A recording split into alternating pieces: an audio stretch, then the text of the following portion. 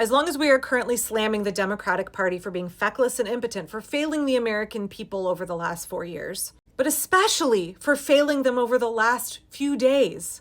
Like less than 2 weeks, but it feels like a lifetime. I want to read this comment, and I have something to contribute to it. I could not count how many times I've heard no one is above the law. That is such bullshit. Dems, stop saying that. It's a falsehood. Yeah, I mean, I'm definitely somebody who voted for Kamala, even though I am highly critical of the Democratic Party. Not a fan of the ways that they uphold the system. There were two people in particular that I had a lot of respect for. I don't want to say I've lost that respect, but one is Congressman Jamie Raskin, and the other one is Professor Joyce Vance. She's a law school professor and has the Sisters-in-Law podcast, which is a great podcast. And Jamie Raskin was a constitutional law scholar who became a congressman to help the American people, not because he had ambitions, not because he wanted the power of the position. And if I had a nickel for every time I heard either one of them say, no one is above the law, and say that the rule of law will win out, maybe I could afford to buy myself a dozen eggs right now. I remember in particular, Joyce hearing that Eileen Cannon had been appointed to the documents case and being like, it's okay. I know that she is a massive Cheeto supporter and he put her in that lifetime appointment spot, but she will follow the law. The rule of law will win out.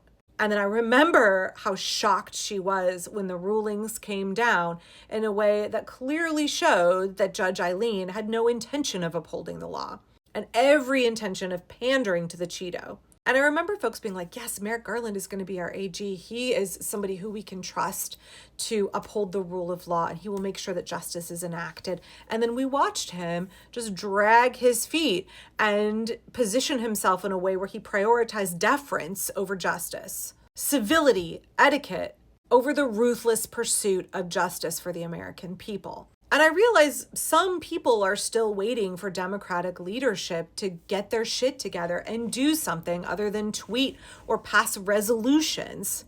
Chuck Schumer, we don't need any more resolutions.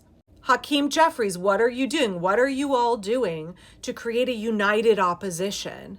Catherine Clark, you're the minority whip. What are you doing to whip your party into shape, to get them in line, to help them grow a backbone, to stand up, to obstruct anything that this fascist regime is trying to push through, to do your job, to support and advocate for your constituents, and to protect and restore the rule of law? Because you have shown us there is failure at every place. Every check and balance has failed.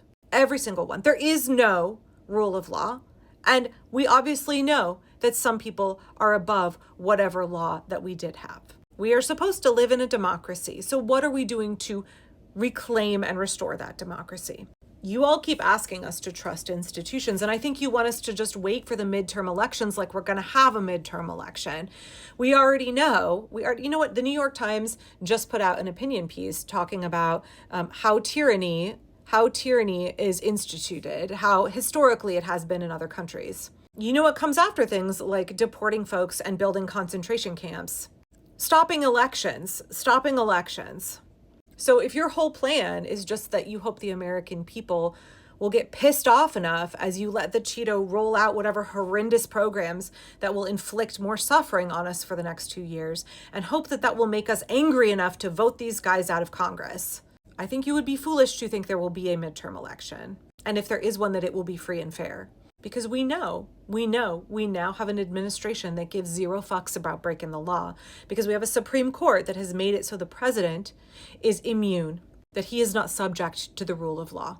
So he can break whatever laws he wants, he can do whatever he wants. And he can get away with it unless the American people stop him. So is the Democratic Party with the American people? The 200 plus million of us that did not vote for this? Or are they all going to sit there and twiddle their thumbs, benefit from their insider trading and their extensive stock portfolios, while we, the American people, get squeezed harder and harder and harder? I mean, of course there are good people in Congress. AOC, Jasmine Crockett, I feel like there it is. 2 women of color on the front lines doing what needs to be done, opposing tyranny every chance they can. So don't get me wrong, but the American people are looking to our leadership, for direction, for any kind of a plan. And perhaps we are looking at the wrong people to be our leaders. But we definitely don't need any more of these kind of trite sayings that have proved completely false.